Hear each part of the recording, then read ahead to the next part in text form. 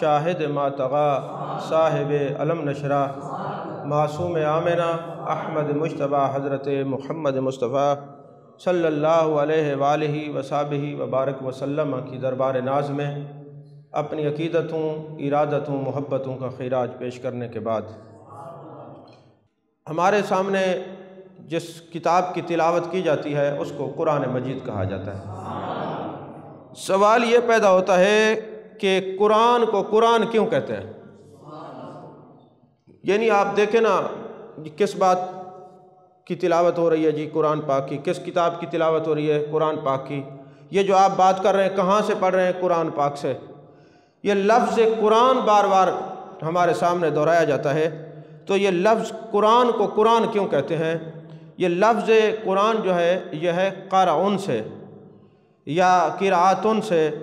اگر یہ قرعن سے بنا ہو تو اس کا معنی ہے جمع کرنا، چونکہ قرآن مجید میں تمام اولین و آخرین کے تمام علوم کو یکجا کیا گیا ہے اور جمع کیا گیا ہے، اس لیے فرمایا وَنَزَّلْنَا عَلَيْكَ الْكِتَابَ تِبْيَانًا لِكُلِّ شَيْءٍ، یعنی آپ پر یہ جو قرآن نازل ہوا ہے اس میں ہر چیز کا روشن علم موجود ہے، اس لیے اسے قرآن مجید کہتے ہیں کہ تمام علوم اولین آخرین سارے علم اس کے اندر موجود ہیں اور مختلف قسم کے لوگوں کو جمع کر دیا گیا ہے۔ اس نے سندھ، بلوچستان، پنجاب، روس، عرب و عجم کے لوگوں کو جمع کر کے اس کا نام مسلم رکھ دیا ہے۔ یا یہ لفظ قرآن قرأتن سے بنا ہو، جب اسے قرأتن سے مشتق مانیں گے تو معنی یہ ہوگا پڑھا ہوا۔ قرآن کو اس لیے بھی قرآن کہتے ہیں کہ یہ پڑھا ہوا ہے، یعنی جبریل علیہ السلام آتے، نبی کریم صلی اللہ علیہ وسلم کے سامنے قرآن پڑھتے، میرے آقا کریم صلی اللہ علیہ وسلم اس قرآن کو سنتے اور اللہ تعالیٰ ان پڑھے ہوئے الفاظ کو نبی پاک صلی اللہ علیہ وسلم کے مقدس علم نشرہ کے سینے میں اللہ محفوظ فرما دیتا۔ قرآن کو قرآن اس لیے بھی کہتے ہیں کہ روئے زمین پر سب سے زیادہ پڑھی جانے والی یہ کتاب صرف قرآن مجید ہے۔ باقی آپ کوئی کتاب پڑھیں کچھ عرصے کے بعد اس کی دلچسپی ختم ہو جاتی ہے، مگر قرآن مجید وہ کتاب ہے جس کو جتنا پڑھیں گے اثر بھی بڑھتا جائے گا، محبت بھی بڑھتی جائے گی، تاثیر بھی بڑھتی جائے گی۔ اس لیے اس بابرکت قرآن کو جتنا پڑھ لیں دل نہیں بھرتا، اس لیے اس کو قرآن کہتے ہیں۔ اچھا، قرآن میں پھر 114 سورتیں ہیں، تو سورت کیوں کہتے ہیں اس کو؟ سین، واو اور رے، اس کا مادہ ہے، سورت کا مادہ سین، واو اور رے ہے۔ سور کا معنی ہے بلندی، شرف، فضیلت، بڑائی، عظمت۔ عرب میں نا جو عمارت سب سے اونچی ہوتی، عرش سے باتیں کر رہی ہوتی، سب سے اونچی عمارت ہو، اس کو سور کہتے ہیں، یعنی سورت کہتے ہیں۔ سور یہ سین والا ہے، یعنی جو اتنی لمبی عمارت ہو جو عرش سے باتیں کرے نا اس کو سورت کہتے ہیں۔ تو چونکہ قرآن مجید کی ہر آیت اس کا تعلق عرش سے ہے، عرش والے رب سے ہے، اور ہر خوبصورت اور ہر بلندی والی بلڈنگ کو، عمارت کو چونکہ اہل عرب سورت کہتے ہیں، اور کسی عمارت کی جو پہلی بنیاد ہوتی ہے اس کو عربی میں اساس کہتے ہیں، تو پورے قرآن کی جو اساس ہے وہ سورہ فاتحہ ہے، اور سورہ فاتحہ کو سورۃ الاساس بھی کہا جاتا ہے، اور سورت کو سورت اس لیے کہتے ہیں کہ اس کی بلندی عرش تک پھیلی ہوئی ہے۔ عزیزان محترم، اس قرآن پاک کو، سورہ فاتحہ کو 7 آیات، اس کو 7 مثانی بھی کہتے ہیں۔ قرآن میں اللہ نے اس کا اشارہ دیا کہ یہ بار بار پڑھی جانے والی کتاب ہے۔ اور میرے آقا کریم صلی اللہ علیہ وسلم نے فرمایا، اس ذات کی قسم جس کے قبضہ قدرت میں میری جان ہے، اللہ نے توریت میں، انجیل میں، زبور میں، کسی کتاب میں بھی ام القرآن کے مثل نازل نہیں فرمایا، یعنی نبی پاک صلی اللہ علیہ وسلم نے فرمایا وہ جو ام القرآن ہے یہ سورہ فاتحہ ہے۔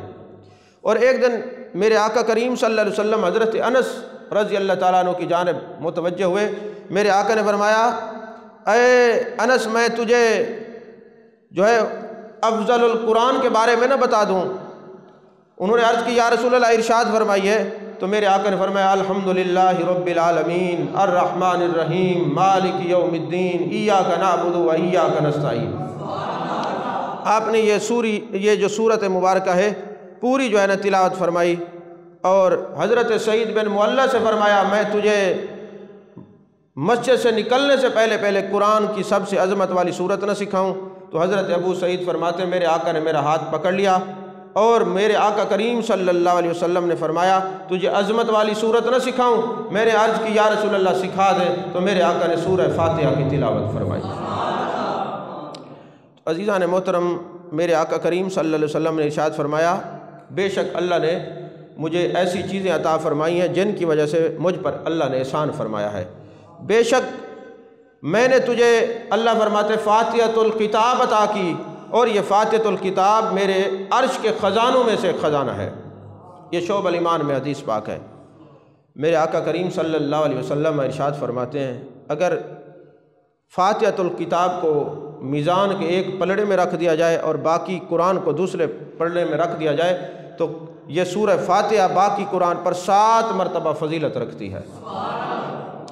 عزیزان محترم، حضرت خواجہ حسن بصری رحمۃ اللہ علیہ ارشاد فرماتے ہیں کہ اللہ تعالیٰ نے 104 کتابیں نازل فرمائیں۔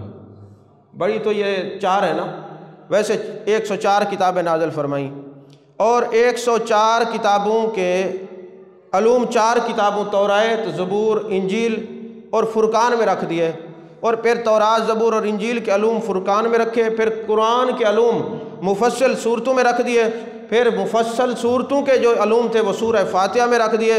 جس نے سورہ فاتحہ کی تفسیر کو سیکھ لیا گویا اس نے پورے قرآن کی تفسیر کو سیکھ لیا۔ حضرت مجاہد فرماتے ہیں رنا ابلیس اربان، شیطان اپنی زندگی میں 4 مرتبہ رویا ہے۔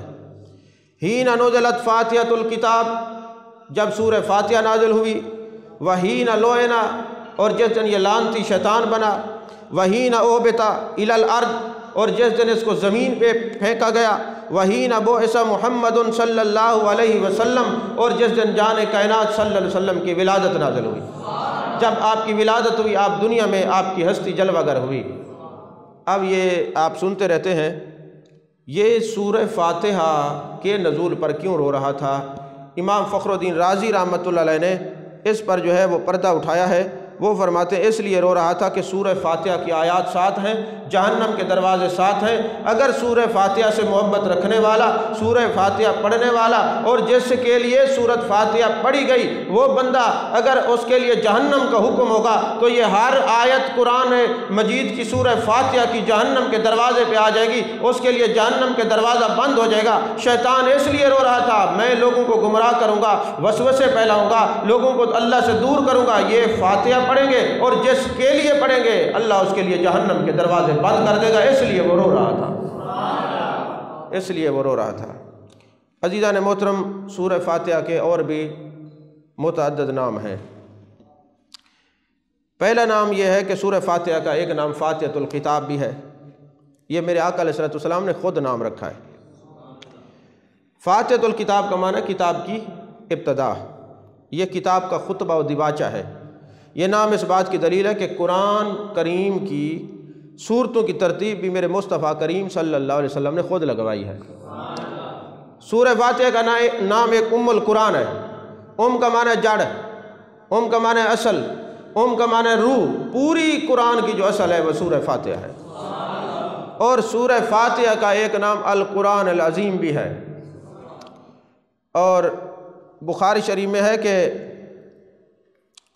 ہی السبع المثانی والقرآن العظیم الذی اوتیتہ، سورہ فاتحہ 7 مثانی ہے اور سورہ فاتحہ ہی قرآن عظیم ہے جو مجھے عطا کی گئی۔ اور سورہ فاتحہ کا ایک نام 7 مثانی بھی ہے، یعنی 7 آیات جو بار بار دہرائی جائیں۔ اچھا، سورہ فاتحہ کا نام ایک وافیہ بھی ہے، واو الف فے یہ اور ہے وافیہ۔ وافیہ کا معنی پوری ہونے والی۔ باقی صورت نماز میں آپ جتنا مرضی پڑھ لیں، مثلا الم تر کیف فعل ربک باصحاب الفیل الم یجعل قیدہم فی تضلیل، یہ پڑھ کے آپ رکوع میں چلے جائیں نماز ہو جائے گی۔ مگر یہ سورہ وافیہ یعنی پوری ہونے والی صورت ہے کہ آپ کو فاتحہ پوری نماز میں پڑھنی ہوگی۔ جب بھی آپ سورہ فاتحہ پڑھیں گے تو پوری پڑھیں گے، اس لیے اس کا نام سورہ وافیہ بھی ہے اور اس کا نام سورہ کافیہ بھی ہے، یعنی یہ خیر و برکات کے حصول کے لیے یہ کافیہ ہے۔ سورہ فاتحہ کا نام سورہ اساس بھی ہے یعنی بنیاد، اس کا نام سورہ شفا بھی ہے۔ اور حضرت عبد الملک بن عمیر بیان کرتے ہیں میرے آقا کریم صلی اللہ علیہ وسلم نے ارشاد فرمایا فاتحۃ الکتاب شفاء من کل داء، یہ سورہ فاتحہ ایک وہ صورت ہے جس میں پوری اللہ نے شفا رکھ دی ہے۔ بلکہ کئی تفاسیر کے اندر بھی اور بزرگان دین کا ایک یہ طریقہ چلا آ رہا ہے کہ ایسی بیماری جس کا علاج نہ ہو تو کوئی بندہ صبح سنتوں اور فرائض کے درمیان 41 مرتبہ ایک دفعہ اعوذ باللہ پڑھے اور بسم اللہ الرحمن الرحیم الحمدللہ رب العالمین، اس طرح 41 دن 41 مرتبہ سورہ فاتحہ پانی پر دم کر کے پی لے یا جسم پہ پھیر لے، اللہ تعالیٰ لا علاج بیماریوں سے بھی شفا عطا فرماتا ہے۔ اچھا، سورہ فاتحہ کا نام ایک رقیہ بھی ہے، رقیہ یعنی دم کرنا، یہ تعویذ دینا۔ اس حوالے سے بھی ایک حدیث پاک بخاری شریف سے عرض کرتا ہوں، میرے آقا کریم صلی اللہ علیہ وسلم کے کچھ غلام ایک جگہ پہ تشریف لے گئے، حضرت ابو سعید خدری رضی اللہ تعالیٰ عنہ بیان فرماتے ہیں، تو وہاں علاقے میں جو جگہ پڑاؤ کیا، حدیث کا مفہوم عرض کر رہا ہوں، تو وہاں کے لوگوں کو مہمان نوازی کے لیے کہا گیا کہ ہم مسافر ہیں، سفر کر کے ہیں، ہماری مہمان نوازی کریں۔ تو وہ کہنے لگے یہاں رواج نہیں ہے، آپ کہیں اور سفر کریں۔ انہوں نے وہ جو ہے نا مہمان نوازی نہ کی تو جو قبیلے کا سردار تھا نا اس کو کوئی زہریلی چیز لڑ گئی، سانپ یا بچھو، دونوں چیزیں موجود ہیں حدیث پاک میں نام ہے، زہریلی چیز لڑ گئی۔ اب وہ جو اس کا جو سردار تھا قبیلے کا وہ رو رہا ہو، اس کی چیخیں نکل رہی ہوں درد کی وجہ سے، بڑا علاج کیا، اس وقت جو اطباء ہوں گے حکماء ہوں گے انہوں نے علاج کیا، وہ ٹھیک نہ ہوا۔ تو آخرکار کسی نے کہا کہ آپ ایسا کریں کہ یہ جو نورانی چہروں والے جو آئے ہیں جنہوں نے یہاں پڑاؤ کیا ہے، ان کے چہروں پہ انوار و تجلیات کی بارش برسی ہے، یہ میرے محبوب پاک صلی اللہ علیہ وسلم کے صحابہ ہیں، ذرا ان سے پوچھو یہ کوئی دم کر دیں۔ اب چونکہ ان کو تو انہوں نے کھانا نہیں دیا تھا، جب ان کے پاس انہوں نے کہا ایک ریوڑ پورا بکریوں کا دو تو پھر ہم دم کرتے ہیں۔ انہوں نے کہا جی مرتا کیا نہ کرتا، انہوں نے کہا جی ایک ریوڑ پورا دیتے ہیں بکریوں کا۔ اب انہوں نے جو ہے نا حضرت ابو سعید خدری رضی اللہ تعالیٰ عنہ نے نا یہ سورہ فاتحہ پڑھ کے دم کی اور جو ہے نا وہ لعاب اس پر لگایا جس جگہ پہ زہریلی چیز نے کاٹا تھا، اس کی تکلیف کافور ہو گئی، وہ تندرست ہو گیا۔ انہوں نے ریوڑ دی، اب ریوڑ تو لے لیا، مسئلہ یہ پہنچ گیا کہ یہ جائز بھی ہے کہ ناجائز۔ اب وہ پورا ریوڑ ہانک کے جان کائنات جان عالم مصطفیٰ جان رحمت صلی اللہ علیہ وسلم کی بارگاہ ناز میں لے آئے۔ میرے آقا نے جب پوری بات سنی، میرے آقا مسکرائے، فرمایا یہ بتاؤ تمہیں دم کس نے سکھایا تھا یا رسول اللہ؟ آپ نے۔ تو میرے آقا نے فرمایا پھر میرا بھی حصہ نکالو، اس میں میرا بھی حصہ بنتا ہے، یہ دم تو ہم نے سکھایا ہے۔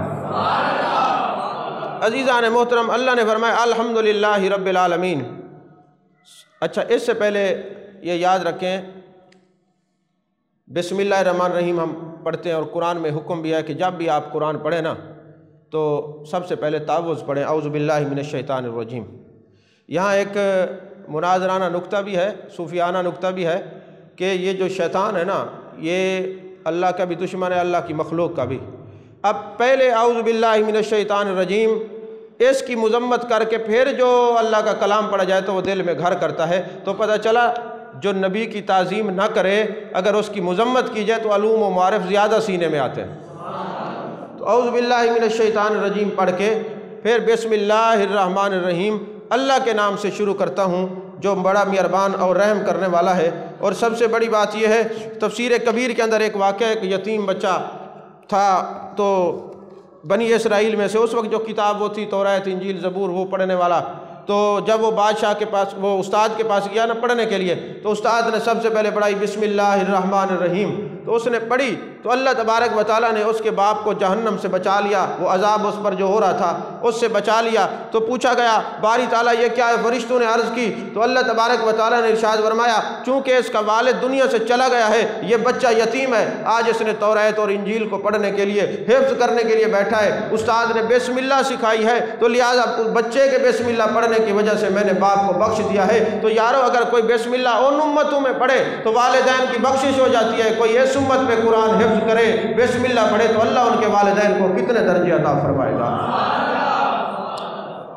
اور ایک بات یہ بھی یاد رکھیں، یہ جو فرعون تھا نا، اس کے مال کے اوپر لکھا ہوا تھا بسم اللہ الرحمن الرحیم۔ جب اس کو ڈبونے لگے فرشتے تو اللہ نے فرمایا یہ اگرچہ فرعون ہے لیکن اس نے اپنے محل کے اوپر میرا نام لکھا ہوا ہے، اس کو ادھر نہیں ڈبونا، اس کو یہاں تباہ نہیں کرنا۔ تو میں آپ سے پوچھتا ہوں اگر فرعون کے محل کے اوپر بسم اللہ الرحمن الرحیم لکھی ہوئی ہو تو اللہ عذاب نہیں بھیجتا، تو اگر آپ یا ہم کسی اپنے مرے ہوئے بندے کے ماتھے کے اوپر بسم اللہ لکھ دیں یا کفن کے اوپر بسم اللہ لکھ دیں تو پھر اللہ اس کو کیسے عذاب دے گا؟ ایک دفعہ شاہ روم نے نا حضرت عمر بن الخطاب رضی اللہ تعالیٰ عنہ کو خط لکھا کہ میرے سر میں بڑا درد رہتا ہے، آپ مہربانی کریں، تو آپ نے نا ایک تعویذ لکھا، اس کے اوپر بسم اللہ الرحمن الرحیم لکھی اور فرمایا اس کو ٹوپی کے اندر سلوا کے پہن لو۔ وہ شاہ روم جب وہ ٹوپی سر پہ رکھتا تھا اس کے سر میں درد نہیں ہوتا تھا، اور جب وہ اتارتا تھا پھر درد شروع ہو جاتا تھا۔ تو حضرت فاروق اعظم رضی اللہ تعالیٰ نے بسم اللہ الرحمن الرحیم کا تعویذ بنا کے اس کے سر پہ رکھا اور اس کے بعد اس کے سر میں درد نہیں ہوتا تھا۔ تو فرمایا الحمدللہ رب العالمین، تمام تعریفیں اللہ کے لیے ہیں۔ اگر میں اب کہوں کہ یہ اس کے اندر الف لام کیوں ہے، عہد ذہنی خارجی اور جنسی اور استغراقی کی طرف جاؤں تو آپ الجھ جائیں گے۔ میں اتنا کہوں گا الحمدللہ رب العالمین میں حمدللہ رب العالمین بھی ہوتا تو تب بھی ٹھیک تھا۔ یہ الف لام اس لیے ہے کہ تمام تعریفیں اللہ کے لیے ہیں جو سارے جہانوں کا پالنے والا ہے۔ یہاں ایک سوال پیدا ہوتا ہے کہ ہمیں یہ حکم ہے کہ تمام تعریفیں اللہ کے لیے ہیں، پھر اس قرآن میں تو وما ارسلناک الا رحمۃ للعالمین بھی ہے، یا ایھا النبی انا ارسلناک شاہدا بھی ہے، انا اعطیناک الکوثر بھی ہے، الا ان اولیاء اللہ لا خوف علیہم ولا هم یحزنون بھی ہے۔ ساری باتیں ہیں تو تمام تعریفیں اللہ کے لیے ہیں، تو یہ تو تعریفیں اور کی بھی ہیں۔ اللہ یہی تو سمجھانا چاہتا ہے الف لام لگا کے ان میں سے جس کی بھی تعریف کرو گے یہ تعریفات بھی میری تعریف سے جدا نہیں ہے، یہ بھی میری تعریف ہے۔ الحمدللہ رب العالمین الرحمن الرحیم، نہایت رحم کرنے والا ہے اور بے حد رحم کرنے والا ہے۔ اب اس میں بھی صوفیانہ نکتہ ہے، اگر اس پر ہی کلام کریں تو ساری تقریر ختم ہو جائے گی کہ رحمان کا معنی بھی یہی ہے اور رحیم کا معنی بھی یہی ہے۔ البتہ یہ یاد رکھیں کہ رحمان اللہ نے اپنے لیے لگایا ہے اور رحیم تو اپنے یار کے لیے بھی لگائے، لقد جاءکم رسول من انفسکم عزیز علیہ ما عنتم حریص علیکم بالمؤمنین رؤوف الرحیم۔ بہرحال اس میں ایک علیحدہ باتیں ہیں کہ رحمان کیوں ہے، رحیم کیوں ہے۔ ایک یہ بھی ہے کہ کوئی مانگے نہ مانگے دیتا ہے، ایک یہ مانگے تو تب دیتا ہے۔ ایک معنی ان میں یہ بھی نکلتا ہے آگے کہ جو ایمان والے ہیں ان کو یہاں بھی دیتا ہے وہاں بھی دیتا ہے، اور رحمان اور رحیم اس لیے بھی ہے کہ جو کافر ہیں جو اس کو نہیں ماننے والے وہ کوئی نیکی کریں یہاں تو دیتا ہے، آخرت میں اس کا کوئی حصہ نہیں۔ یہ ایک لمبی چوڑی بات ہے، آپ اس کو پڑھ بھی سکتے ہیں۔ مالک یوم الدین، آخرت کے دن کا مالک، آج کے دن کا مالک نہیں ہے۔ آج کے دن کا مالک بھی وہی ہے لیکن آخرت کے دن کا کیوں مالک ہے؟ اس دن شان کبریائی سامنے ہوگی، عظمت و جلالت سامنے ہوگی، اس وقت کوئی کیسے انکار کرے گا؟ آج تو بڑے انکار کرنے والے ملحد پیدا ہو رہے ہیں، فرمایا وہ قیامت کا دن ہوگا، اس دن جو مالک جلوہ گر ہوگا، کیسے تم انکار کرو گے؟ مالک یوم الدین، یہ آخرت کے دن کا مالک ہے۔ ایاک نعبد و ایاک نستعین، اے اللہ ہم تیری عبادت کرتے ہیں اور تجھی سے مدد مانگتے ہیں۔ اب اس آیت کو پڑھ پڑھ کے کتنے سیاستدان لکھا ہوتا ہے ایاک نعبد و ایاک نستعین لکھتے بھی ہیں اور تقریریں بھی کرتے اور پھر کہتے ہیں وزیر اعلیٰ کے تعاون سے، وزیر اعظم کے تعاون سے، تو پتہ چلا ایاک نعبد و ایاک نستعین کا یہ مفہوم سمجھتے ہی نہیں۔ اے اللہ ہم تیری عبادت کرتے اور تجھی سے مدد کرتے ہیں، اس کا اصل معنی یہ ہے نماز کے دو آداب ہیں۔ ایک ادب ہے ظاہری، کپڑے صاف ہونے چاہیے، وضو ہونا چاہیے، سمت قبلہ کا خیال کرنا چاہیے، یہ ظاہری جو نماز کی صورتیں ہیں ان کو آپ جانتے ہیں۔ اور ایک اس کی باطنی صورت ہے ان تعبد اللہ کانک تراہ فإن لم تکن تراہ فإنہ یراک، اللہ کی عبادت ایسے کرو گویا تم اس کو دیکھ رہے ہو، یا ایسے عبادت کرو کہ وہ تمہیں دیکھ رہا ہے۔ اس خیال میں گم ہونا یہ عبادت کے باطنی معنی میں آتا ہے۔ بندہ عرض کرتے ہیں ایاک نعبد و ایاک نستعین، میرے مالک ہم تیری عبادت کرتے اور تجھ سے مدد مانگتے ہیں۔ کون سی مدد مانگتے ہیں؟ اس کے ظاہری آداب تو میں بجا لایا ہوں، باطنی تیری مدد اور عطا سے ہوں گے تو میں باطنی ادب بھی بجا لاؤں گا۔ اور میں کئی بار کہہ چکا کہ ایاک نعبد و ایاک نستعین میں یہ نعبد اور نستعین جمع کا صیغہ ہے۔ آپ کو یہ یاد ہے، آپ لوگ بیان بھی کرتے ہیں، جمع کا صیغہ کیوں ہے؟ اس لیے کہ آگے انعام یافتہ لوگوں کا ذکر ہو رہا ہے، اور جب انعام یافتہ لوگوں کا ذکر ہو رہا ہے تو اپنی عبادات کو ان کی عبادت میں ملا کر اللہ کی بارگاہ میں عرض کی جائے، میرے مالک میں تیری عبادت کرتا ہوں اور تجھ سے مدد مانگتا ہوں۔ عبادت کیا کرتا ہوں؟ یہ جو تیرے خاص بندے ہیں، نبیین، صدیقین، شہداء اور صالحین ہیں، ان کی عبادت میں اپنی عبادت کو ملا کر تیری بارگاہ میں پیش کرتا ہوں۔ اس سے کیا ہوگا؟ اللہ کا قانون یہ ہے، اجرت کا قانون یہ ہے کہ آپ 1.5 من کھجوریں لیتے ہیں یا 2 من، اس میں 20 کلو خراب نکلتی ہیں۔ قانون کیا کہتا ہے عقل کا؟ کہ جو خراب ہیں وہ واپس کر دیں اور جو صحیح ہیں رکھ لیں۔ اجرت کا، شریعت کا قانون کیا کہتا ہے؟ جب سودا ہوا تھا، سب کا ہوا تھا، رکھنی ہے تو ساری رکھو، واپسی کرنی ہے تو ساری کرو۔ تو جب اپنی عبادت کو آپ نبیین، صدیقین، شہداء اور صالحین کی عبادت میں ملا کر خدا کی بارگاہ میں پیش کریں گے تو جب قانون اس کا ہے رکھنی ہے تو ساری رکھو، واپس کرنی ہے تو ساری کرو، وہ اپنے انبیاء، اولیاء، اصفیاء کی عبادت کو جو قبول کرے گا، ہماری عبادت بھی ان کے اندر ہوگی، ہماری عبادت کو بھی قبول کر لے گا۔ فرمایا اہدنا الصراط المستقیم، اے اللہ ہمیں سیدھے راستے پر چلا۔ اور آپ تفسیر کبیر اٹھائیں، سیدھا راستہ کیا ہے؟ میرے آقا فرماتے ہیں صراط مستقیم انا محمد۔ ابن کثیر کیا لکھتا ہے؟ صراط مستقیم ہوا محمد۔ ابن جریر طبری کیا کہتا ہے؟ صراط مستقیم ہوا محمد۔ ارے جو جتنا میرے مصطفیٰ کے قریب ہوتا ہے، میرے آقا اپنی معرفت اور اپنے قرب کے پردوں میں چھپاتے جاتے ہیں، جو جتنا جتنا قریب ہوتا ہے، جو زیادہ قریب ہوا وہ نبیین میں آ گیا، اور قریب ہوا صدیقین میں آ گیا، شہداء میں آ گیا، صالحین میں آ گیا، کاملین اور واصلین میں آ گیا۔ تو گویا صراط مستقیم میرے مصطفیٰ کریم صلی اللہ علیہ وسلم کی ذات مقدسہ ہے، اور میرے آقا چونکہ خاتم النبیین ہیں، ختم نبوت کا تاج پہن کے آئے ہیں، اب جس کو بھی کوئی محبوب علیہ السلام کا قرب ملے گا، معرفت ملے گی، تو اس کا شمار جو ہے وہ صدیقین میں ہوگا، شہداء میں ہوگا، صالحین میں ہوگا، کاملین میں ہوگا، واصلین میں ہوگا۔ نبیین میں تو اب کوئی نہیں ہو سکتا، کیونکہ ختم نبوت کا تاج تو میرے مصطفیٰ پہن کے آئے ہیں۔ میرے آقا نے خود فرمایا انا خاتم النبیین لا نبی بعدی، میں ختم نبوت کا تاج پہن کے ہوں، میرے بعد کوئی نبی نہیں۔ اور پھر ہم نماز میں کیا مانگتے ہیں؟ اہدنا الصراط المستقیم۔ اور صراط مستقیم کیا ہے؟ انعام یافتہ لوگوں کا راستہ ہے۔ اور انعام یافتہ لوگ کون ہیں؟ نبیین ہیں، صدیقین ہیں، شہداء ہیں اور صالحین ہیں۔ لہٰذا سب کو منافقت سے توبہ کر کے نماز میں جن کے پیچھے چلنے کا راستہ مانگتے، باہر نکل کے ان کے راستے کے پیچھے پیچھے چلنا چاہیے۔ صراط الذین انعمت علیہم، ان لوگوں کے راستے پہ چلا جن پر تیرا انعام ہوا، غیر المغضوب علیہم ولا الضالین، ان کے راستے سے بچا جن پر تیرا غضب ہوا۔ جن پر غضب ہوا وہ ابو جہل ہیں، وہ ابو لہب ہیں، وہ بد مذہب ہیں، وہ کفار اور مشرکین ہیں۔ تو جو انعام یافتہ والے لوگ ہیں وہ میرے آقا کریم صلی اللہ علیہ وسلم کے بھی مقرب ہیں، اللہ کے بھی مقرب ہیں، لہٰذا اللہ ان کے راستے پر چلائے جو ان کے مقربین میں سے ہیں۔ آگے سورہ بقرہ شروع ہوتی ہے، الف لام میم، یہ حروف مقطعات ہیں۔ آپ حضرات جانتے ہیں کہ آیات کی 3 قسمیں ہیں، آیات مقطعات، متشابہات اور محکمات۔ ذالک الکتاب لا ریب فیہ، یہ عالی شان کتاب، اس میں کوئی شک نہیں، اور کسی کو کیا شک ہو سکتا ہے؟ اللہ کے نگاہ علم میں تھا، بعد میں کچھ لوگ پیدا ہو جائیں گے، کہیں گے یہ کم و بیش یہ 40 پارے اور فلاں پارے اور ایسی باتیں کریں گے۔ اللہ نے پہلے ہی فرما دیا ذالک الکتاب لا ریب فیہ۔ میں ایک بات پڑھتا ہوں، ایک اعرابی تھا، محبوب علیہ السلام کا صحابی تھا، دیہاتی تھا۔ وہ جب کبھی کبھی شہر آیا کرتا اور کہتا سناؤ کوئی بات ہوئی، کوئی آیت نازل ہوئی۔ جو محبوب کے قریب رہنے والے صحابہ تھے ان کو بتاتے۔ اچھا ایک دن انہوں نے ایک آیت پیش کی کہ اللہ نے قسمیں کھا کہ یہ فرمایا والضحیٰ واللیل اذا سجا، ہیں۔ محبوب نے فرمایا ون نجم اذا ہوا۔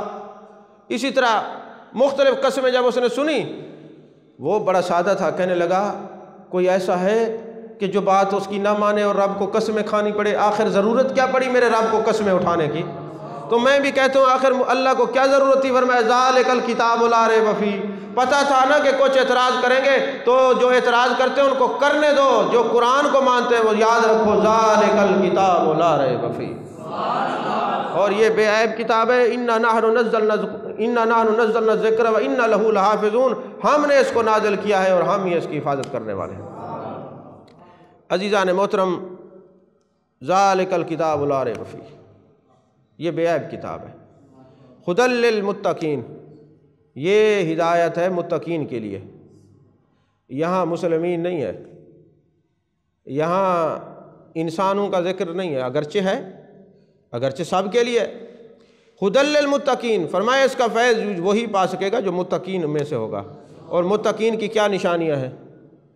کیا نشانی ہے؟ فرمایا الذین یؤمنون بالغیب، وہ تو غیب پر یقین رکھتے ہیں، اور جو علم غیب کے مناظرے کرتے ہیں، ذرا ان کو بھی تو سوچنا چاہیے۔ قرآن تو کہتے ہیں الذین یؤمنون بالغیب، باری تعالیٰ ہم تو تیری ہر بات کو مانتے ہیں، تیرے محبوب کی ہر بات کو مانتے ہیں، تیرے محبوب نے جو فرمایا ہم نے مان لیا۔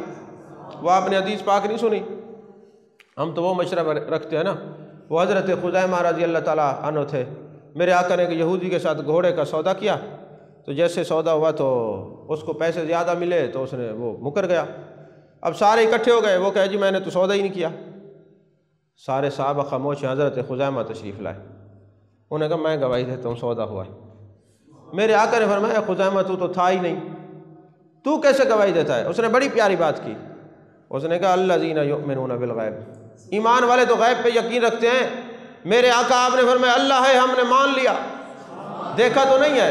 آپ نے فرمایا جنت ہے، ہم نے مان لی، فرشتے ہیں مان لی، آپ نے جتنے حال احوال بیان کیے ہم مانتے گئے۔ جب آپ فرما رہے سودا ہوا ہے، ہم یہ بھی مان لیتے ہیں کہ سودا ہوا ہے، ہم گواہی دیتے ہیں۔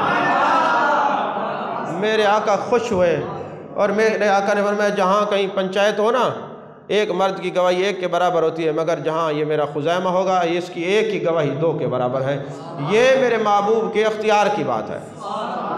اس سے یہ بھی معلوم ہوا کہ جو غیب پہ یقین رکھنے والے ہیں وہ دو نمبری نہیں کرتے، توجہ ہے کہ نہیں؟ الذین یؤمنون بالغیب ویقیمون الصلاۃ، اور نماز قائم رکھتے ہیں۔ اور یہ تو نہیں ہے کہ آپ کہیں غیب تو ہم مانتے اور نماز قائم نہ کریں، نہیں فرمایا الذین یؤمنون بالغیب ویقیمون الصلاۃ، وہ نماز قائم رکھتے ہیں، ومما رزقناہم ینفقون، وہ اللہ کے دیے ہوئے رزق میں خرچ بھی کرتے ہیں۔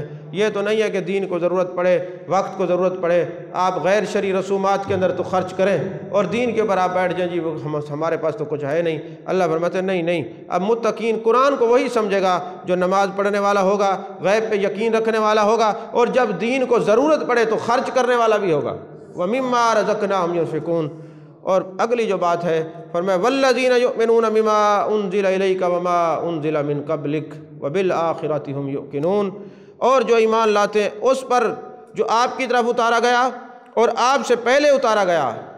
یہاں ہے من قبلک، جو پہلے اتارا گیا، اس میں بھی ختم نبوت کی دلیل ہے کہ جو پہلے اترا ان پر بھی ایمان رکھتے ہیں، ان انبیاء کو بھی مانتے ہیں، اور پھر محبوب کی ذات کو بھی مانتے ہیں، آپ کی ختم نبوت کو بھی مانتے ہیں۔ یہاں بعدک ہوتا تو پھر مرزائیوں کو، قادیانیوں کو، خبیثوں کو رستہ ملتا، یہاں تو من قبلک ہے، یہ قبلک لگا کے اللہ نے دروازہ بند کر دیا۔ جو پہلے آئے ہیں ان پر ایمان لانے، بعد میں تو کوئی بھی نہیں آئے گا، میرے مصطفیٰ خاتم النبیین ہیں، میرے مصطفیٰ کریم صلی اللہ علیہ وسلم خاتم النبیین ہیں۔ اب کوئی ختم نبوت کے مردار کو، ختم نبوت کے غدار کو اچھا سمجھے، متقین کی لسٹ سے تو کم از کم وہ بندہ خارج ہو گیا جو ختم نبوت کا منکر ہے۔ وہ تو مسلمان ہی نہیں رہا، وہ تو کچھ بھی نہیں، وہ تو مرتد ہے اور پتہ نہیں کیا ہے۔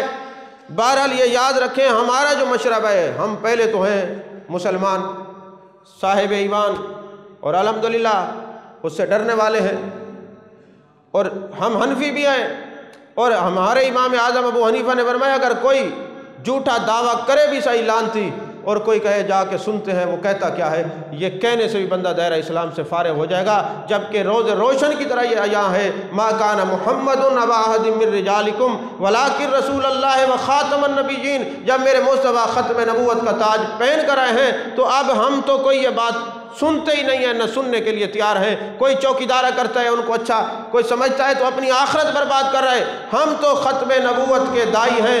یاد رکھیں، نماز جو ہے وہ 5 مرتبہ دن میں فرض ہے، روزہ سال میں فرض ہے، حج استطاعت پر فرض ہے، حج جو زکوٰۃ ہے وہ نصاب پر فرض ہے، مگر عقیدہ ختم نبوت کا چوکیدارہ ہر سانس سانس پہ فرض ہے۔ اس پہ نہ عالم کی قید ہے نہ کسی اور کی قید ہے، جو میرے مصطفیٰ کا کلمہ پڑھنے والے اس پر لازم ہے ہر سانس پہ میرے مصطفیٰ کی ختم نبوت کا چوکیدار بھی بن جائے، علم بردار بھی بن جائے۔